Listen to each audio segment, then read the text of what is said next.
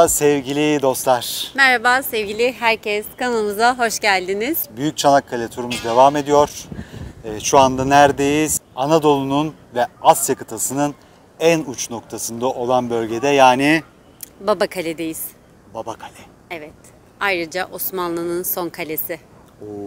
Evet. Çok önemli bir noktadayız o zaman. İnanılmaz güzel. Atalarımızın son yaptığı kale burası. Babakale'ye geldik. Assos'a yaklaşık 40 kilometre uzaklıkta. Tabii biz buraya sokak ağzından geldiğimiz için 20 kilometre. Çok güzel bir konumu var. Bu özellikle de Anadolu'nun ve Asya'nın en uç noktası olması ayrı bir hava katıyor tabii buraya. Tabii buraya geldiğiniz zaman en önemli şey nedir? Sertifika alıyorsunuz buraya geldiğiniz zaman. Hemen sertifikamızı gösterelim mi? Tada. İşte sertifikamız. Bir sertifikamız var. Sertifikada ne diyor şu anda ona bakalım biraz. Misafirlerimize ziyaretleri sebebiyle verilmiştir diyor. Çok güzel, üzerinde Türk bayrağı var. Asya'nın ucundaki fener diye bir logosu var, hemen Babakale logolu. Çok güzel. Babakale köyü muhtarlığı, aslında girişte aldık biz ama yetkililer burada olmadığı zaman muhtarlıktan da alabilirsiniz bu sertifikanızı. Buraya gelirseniz çok güzel bir anı, kesinlikle almadan gitmeyin. Dediğimiz gibi yetkililer kapıda yoksa muhakkak muhtarlıktan da gidip alabilirsiniz. Çok güzel bir anı bizler için. Düşünsenize, dünyanın en büyük yüzölçümüne sahip Asya kıtasının şu anda en ucundayız. Evet. Yani dünyanın %60'ı şu anda arkamızda. Nüfus çok yüksek. Biz nüfusu kalabalık olan yerdeyiz sanırım. Galiba evet. Bence sessiz yerlere gitmekte fayda var. Babakale balıkçılıkla, halkı balıkçılıkla geçiniyor. Çok mütevazi bir yer. Bakir kalmış Çanakkale'nin köylerinden birisi bence. Taze balık çıkıyor. Balıkçılara uğramadan buradan gitmeyin. Özellikle tavsiye ediyoruz. Kalamarı çok meşhurmuş burasının. Evet. Yani kalamarları avlayıp stokluyorlarmış. Evet, ve ahtapot ve kalamarları değil mi? Ahtapot ve kalamarlar. Evet. Ve yurt dışına ihraç ediliyor.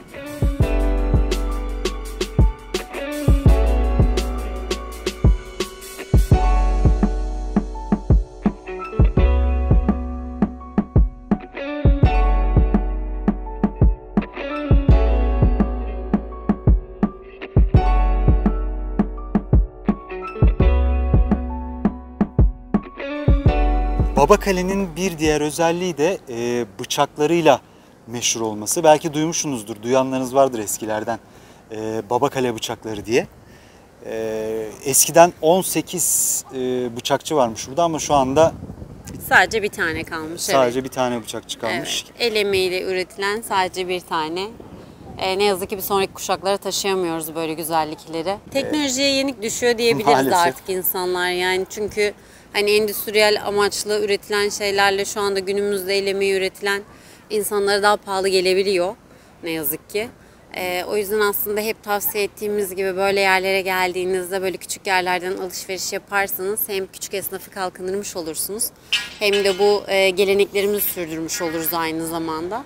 Evet. Kesinlikle biz böyle yapıyoruz. Size de böyle yapmanızı öneririz ki halkımız da ülkemizde kalkınsın aynı zamanda. Aynen. Ve ekstradan turizmin de gelişmesine katkıda bulunmuş Kesinlikle. oluyorsunuz. Çünkü burası turistik bir yer ama hiç turist yok. Evet. Maalesef. Yani turistik bir yer olmasına rağmen turist olmaması çok üzücü. Evet sevgili dostlar, şimdi biraz Babakale'den bahsettik size. Şimdi sokaklarını ve kaleyi biraz gezelim sizlerle birlikte. Bakalım bizi neler bekliyor. Evet. Haydi bakalım. Alacalı geziler. Babakale'de devam ediyor.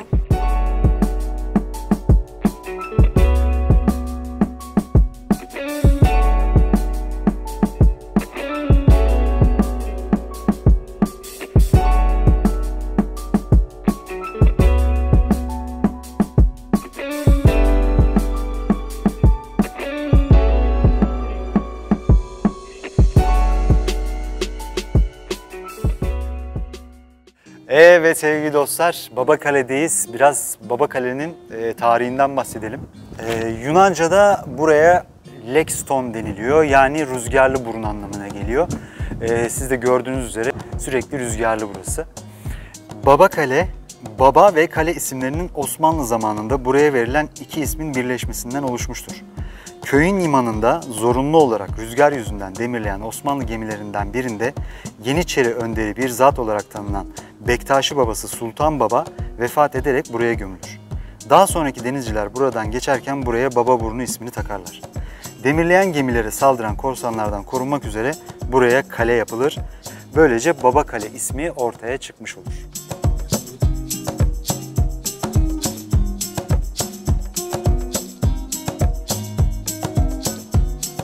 Bu kalenin yapılma nedeni deniz korsanlarından korunmak. 3. Ahmet zamanında korsan saldırılarından bıkan köylülerin şikayet etmesiyle 3. Ahmet buraya kale yaptırmaya karar verir. Ve ülkedeki bütün mahkumları toplayarak burada bir kale yapılacak. Kale bitiminden sonra sizi serbest bırakacağız der. Ve ülkenin bütün mahkumlarını toplayarak buraya kale yaptırır. Kale yapımından sonra mahkumların bir kısmı gider fakat bir kısmı da buraya yerleşik düzene geçer.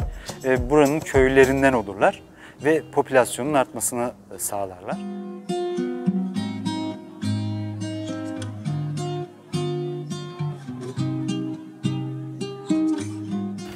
Kalenin yapımının tarihi 18. yüzyılda 1723 olarak bilinir. Baba Kalesi düzgün kesme taştan Horasan tarzı kireç kum karışımı malzeme kullanılarak dörtgen planlı olarak inşa edilmiştir. Kale dikdörtgen planda ve 3500 metrekarelik bir alana yayılmış.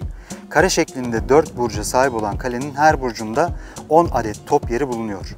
Kaleye yuvarlak kemerli büyük bir demir kapıdan giriliyor. İlk girişte büyük bir dehliz yer alıyor.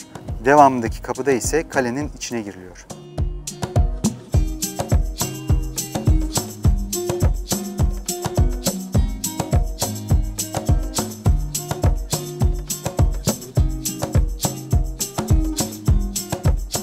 Kale gezimizi bitirdik. Bu arada dediğimiz gibi sertifikalarınızı almayı unutmayın. Onun haricinde de bir de giriş ücreti var. Kişi başı 5 TL. Girişte hemen yetkililer size bu konuda yardımcı olacaklardır. Şimdi gezimiz bittiğine göre kalemiz ne yapıyoruz? Serinlemek için Denize giriyoruz. evet. Şimdi Babakale'de plaj demeyelim de bir taşlık bir alan var. Oraya işte limandakiler böyle ufak tefek böyle plaj gibi yapmışlar ama asıl denize girilen yer Akliman denilen bir yer var. Buraya yaklaşık 3-4 kilometre uzaklıkta. Oraya gideceğiz şimdi. Orada bir otel var, orada kalacağız. Basri Baba bizi bekliyor. Basri Baba'ymış işletmecisi. Denizin çok güzel olduğu söyleniyor. Sırf kum, çok güzel bir kum varmış. Genelde buradaki insanlar, Babakale'deki insanlar denize girmek için oraya gidiyorlar. Biz de şimdi oraya gideceğiz. Bakalım orası nasılmış. Hep beraber göreceğiz. Hadi bakalım. Görüşürüz. Görüşürüz.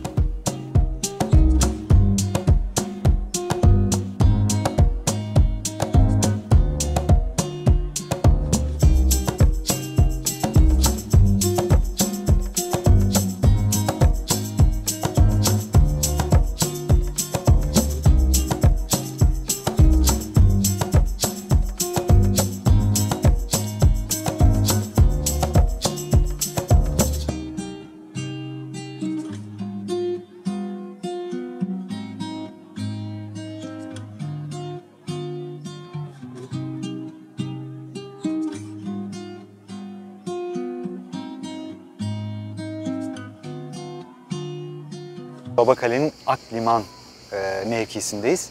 Biz de tesadüfen Google'dan gördük oteli, Altınkum Otel. Ve telefon açtığımda çok sıcak, çok harika bir ses tonuyla karşılaştım ve bizi davet etti tabii oteline. Biz de geldik ve inanılmaz bir otel. İnanılmaz karşıladı kendisini. Evinize hoş geldin dedi. Ben ilk defa böyle bir şeyle karşılaştım. 35 senedir geziyorum. 20 senedir de turizmciyim. İlk defa böyle bir şey gördüm. Oturduk, saatlerce sohbet ettik. Çok tatlı bir sohbet, çok tatlı bir insan. Ve sizi tanıştırmak istiyorum Basri Baba'yla. Kendisine dedim ki seninle bir röportaj yapmak istiyorum dedim. Hay hay dedi, ne demek. Hadi bakalım şimdi kendisine biraz konuşalım. Sizi de tanıştırayım. Merhaba sevgili dostlar. Bugün neredeyiz? Altınkum Otel. Evet, Değil mi? Altınkum Otel. Namı değer Basri Baba'nın yanındayız. Bizi öyle bir karşıladı ki kendisine Basri Bey yerine Basri Baba deme gereği duyduk. Çünkü kendisi çok samimi, çok sıcak. Küçük bir sohbet edelim dedik kendisiyle. Evet, Basri Baba. Nasılsın, iyi Evet misin? canım benim. Vallahi iyiyim. Ben her zaman diyorum ki misafirlerime, nasılsınız, iyi misiniz? Hatırlarını sorurum. Ve onlara diyorum ki iyiyiz deyince, inanın siz iyiyseniz biz sizden daha iyiyiz diyorum. Gülümsüyorlar ama gerçekte de bu. Emin olun güzel misafirler sayesinde, daha doğrusu sayenizde de diyelim. İyiyiz tabii ki. İyi olmaya da çalışıyoruz. Kaç yıldır bu mesleğin içindeyiz? Basri abi. Ya, uzun yıllar. Nacizane yine şöyle ilk buraya gelişim 1982-83 yılları. O dönemlerde burası tabiri caizse bir köylünün vurguladığı şekilde kısa öyle söyleyeyim. Domuz ormanı tabir ettikleri yer yol, elektrik, su yani hiçbir teknolojinin olmadığı bir yerdi. Evet. Tabiri caizse tam dağ başı dediğimiz yerdi. Aynen. Ama doğa her şey vardı. Her tarafta keklik ve bülbül sesleri. Tabii teknolojinin getirdiği güzellikler de var. Onun yitirdiği, onun sayesinde yitirdiğimiz güzellikler de var. Tabii şimdi o keklikler ve bülbüller pek kalmadı diyebiliriz. Ama yine de buraya Manyas kuş cenneti gibi akşamları kuşlar gelir. Sabahları erken gün ağardıktan sonra kısa bir sürede tekrar geri giderler. Burayı konaklama yeri gibi kullanır. Çevredeki misafirlerimiz, sitedekiler, bilenler de akşamları kuş sesini dinlemek için gelirler. Hatta kaydedenler de olur. Burası bir aile oteli. Ailenizle birlikte işletiyorsunuz burayı. Evet. 39 yıl oldu değil mi Basri abi? Bir fiil 39 Bir yıl fiil ben 39. buraya gelişim. Evet. Harika ya. Bayağı uzun senedir buradasınız ve tanınan bilinen bir insansınız. Hatta ödülleriniz varmış burada. Tabii ki onu da şöyle vurgulayayım. Nacizane gördüğünüz kadar bir şeyi teknolojinin getirdiği o imkanlar yok şu anda. Daha çok doğallıktan. Yani tabiatla ilgili tabiata daha yakın, doğaya daha yakın ve ucuz tabir edilen o çok pahalı malzemelerden yapılmış bir işletme değiliz. Ama buna rağmen bizim misafirlerimize sunduğumuz gerçek samimi dostluk, riyakarlık değil, özverili. Yani bizlerin bize öğretilen, atamızın, ecdadımızın bize öğrettiği her şeyden önce misafir gelir. Her şeyin iyisi misafireydi. Bize bunu öğrettiler. Rahmetli annem çok güzel baklava yapardı. Biz bayramlarda misafirin gelmesini beklerdik. Çocuktuk. Çünkü misafir geldiği zaman, misafir gelmeden annem o tepsiden asla bize baklava falan vermezdi. Her şey öncelikli misafirindi. Misafir gelecekti. Biz tabağa annem 10-12 tane dilim koydu. Unutmuyorum hala. Biz onu önce misafirlere götürdük ve az yemeler için içimizden de dua ederdik. Çünkü kalanı biz yiyecektik. Bundan şunu anlatmaya çalıştım. Her şey öncelikle misafirdi. Aynı zihniyeti, aynı düşünceyi yıllar yılı devam ettirdik. Biz gelen misafirleri kapıda karşıladık, kapıda uğurladık. Bize bu öğretilmişti. Rahmetli babam derdi ki, oğlum biz eğilerek küçülmezsin. Asla tam tersi yücelirsin. Biz maddenin menfaatin karşısında eğilmiyoruz. İnsanlığın karşısında eğiliyoruz derdi. Ben gelen her misafirime ben bu hizmeti sunmaya çalıştım. Bu hürmeti gösterdim, saygıyı gösterdim. Her misafirimizin kahvaltı masasına ayrı ayrı elimden geldiği kadar gidip hatırlarını sordum. İşte bir eksikleri, bir ihtiyaçları olup olmadığını sordum. Saygıyla önlerinde eğilerek. İşte nacizane akşam yemekleri olduğu zaman da bizde kalıp bizde yiyen misafirlerimize tekrar yine her masaya elimden geldiği kadar saygıyla, hürmetle önlerinde eğilerek bu bizim şimdi görevdi. Ben bunu yaparken asla küçülmediğimin farkındayım. Bu bizim onlara gösterdiğimiz saygı, adı üzerinde hizmet sektörü. Misafirini sevemiyorsan, sevmesini bilmiyorsan bu işi zaten yapmayacaksın. Bu iş sevgisiz olmaz. Yani sevgisiz bunu başaramazsın. Peki Basri Baba, müzikle de yakından ilişkin var ve sanat, müzik sana çok yakın. Yani neler yapıyorsun müzik ve sanatla alakalı? Ben tabii amatör olarak çocukluğumdan beri belki yaratılışımda da vardı, eğilimim var. Biraz da yeteneğim olsa gerek ki ben müziği ve resmi çok sevdim. Yani güzel sanatlara bir eğilim vardı. Çok sevdim. Doğayı, tabiatı, işte ne bileyim abartmayayım. Kuşları, çiçekleri, ağaçları, toprağı her şeyi çok sevdim. Ve bunu Elimden geldiği kadar işte bir şeyler yapmaya çalıştım. Hemen hemen üflemeler hariç diğer enstrümanların hemen hemen hepsini iyi kötü kendime göre çalıp bir şeyler söyleyebiliyorum. Zaman zaman her türlü türküsüyle, şarkısıyla, Türk sanat müziğiyle yaptık. Değişik eğlenceler düzenledik. Yerlisi, yabancısı dünyanın her yerinden, bakın abartmıyorum, dünyanın her yerinden, ya bunun Yeni Zelanda, Kanada, Avustralya, Amerika, Güney Afrika birebir dahil olmak kaydıyla misafirlerim oldu. Eski dönemde %90 yabancıydı. Türkler burayı bilmezdi. Yabancılar kıyı şeridini gezdikleri için buraları tercih ederlerdi. Issız, ücra ve daha doğal, daha bakir yerleri. Onun için yabancılar daha çoğunluktaydı. Ve bunlarla da çok güzel diyaloglarımız oldu. Onlara mahsus şu anda 2712 tane kartpostalım ve mektubum var. Ve hala saklarım, muhafaza ederim. Ve yine bu misafirlerimiz, yurt dışındakileri de bahsediyorum. Onlara mahsus bir hatıra defterim var. Ve yine yüzlerce tabir edeceğim, onlara ait adresleri biriktirdiğim adres frislerim de var. Bunlar benim için bir hatıra, bir özlem. Bura bir işletme, bir restoran, bir yatıp uyuyacağın yerin ötesinde manevi duyguların daha yoğun olduğu bir yer. Hani bu bize bu takdiri mesela işte Çanakkale valisi dahil 11 tane araç, resmi araç gelerek tebrik etmişlerdir. Yani bu benim için büyük bir gururdur. Şu küçük, basit, salaş bir yerin hani bu övgüye layık olmak, takdire layık olmak bizim için bundan daha büyük bir övgü, daha büyük takdir olamaz. Bu bizim için ayrıca bir mutluluk. Basri Baba, gerçekten yani seni tebrik ediyorum. Ben de turizmciyim.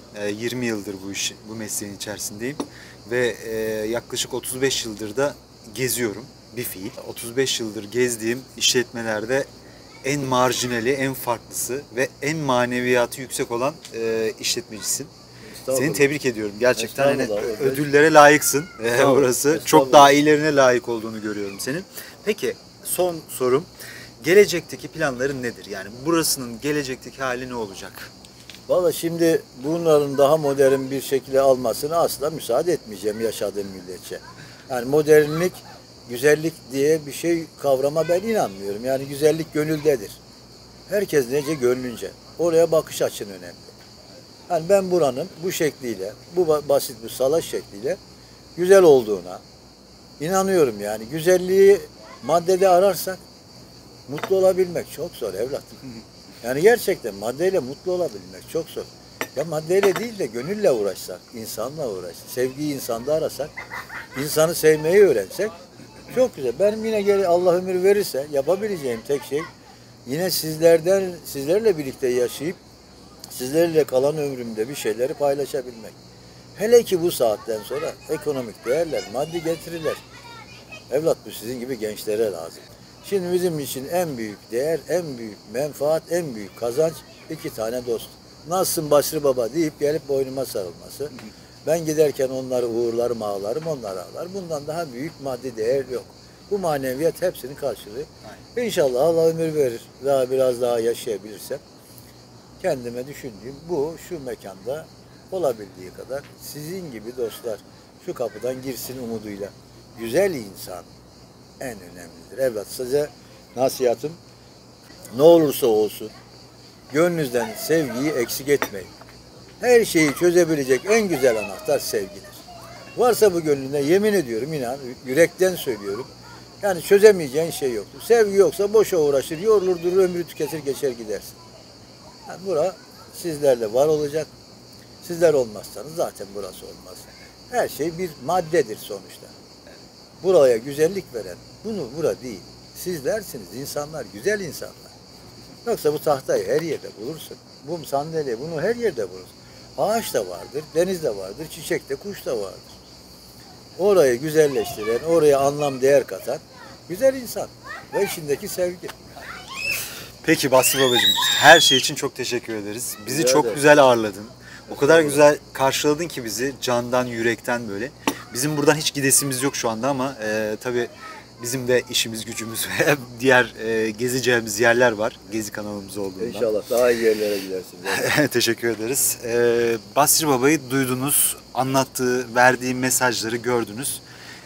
Böyle insanlar da var, böyle işletmeciler de var. Ve sizden rica ediyorum, eğer siz de gönül dostuysanız, manevi değerleriniz yüksekse ve böyle güzel bir yerde konaklamak istiyorsanız lütfen Babakale'ye ve Akliman mevkine gelip Basri Baba'nın motelinde konaklayın. İnanın pişman olmayacaksınız. O kadar güzel dakikalar geçireceksiniz ki hiç buradan ayrılmak istemeyeceksiniz. Hatta tekrar bir yere gidiyorsanız dönüşte tekrar Basri Baba'ya uğrayıp bir sohbet edelim diyeceksiniz. Sağ olsun. Allah razı olsun. Tekrar teşekkür ediyorum. Teşekkür ederiz. Sağ olun. Kendine çok iyi bak. Yolun açık Allah olsun. razı olsun. İnşallah Sağ ol. çok güzel müşterin olur. Güzel Böyle- dostlar lazım bize. Bize dost lazım değil mi? Bize dost lazım. Artık müşteri sizler için. Biz belli yaştayız artık. Bize güzel dostlar lazım. Evet. Canım. Teşekkür ederiz. Evet, Alacalı geziler devam ediyor dostlar.